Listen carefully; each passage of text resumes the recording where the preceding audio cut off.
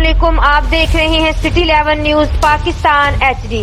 خبر شامل کرتے ہیں جناوالا سے ہمارے نمائندہ محمد شفیق کی رپورٹ کے مطابق جماعت الاصلاح المسلمین کے مرکزی سینئر نائب صدر مفتی عبدالرحمان طاری نے کہا کہ اللہ کے پیارے بندوں کی زندگی اور وفات اہل دنیا کے لیے رحمت اور برکت کا باعث ہوتی ہے۔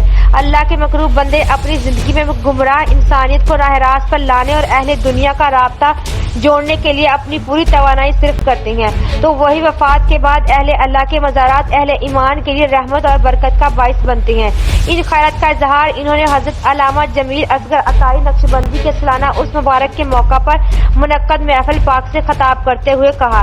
انہوں نے مزید کہا کہ خلیفہ جمیل اصغر طاری نے اپنے مرشد کی محبت میں سرشار تھے، اللہ اور اس کے رسول کی محبت میں کامل ہو کر اسلام کا پیغام پھیلانے کے لیے اپنی ساری زندگی کوشاں رہے، جبکہ اللہ رب العزت نے اپنے محبوب بندے کے ذکر کے لیے ہمیں یہاں جمع ہونے کی سعادت عطا فرمائی۔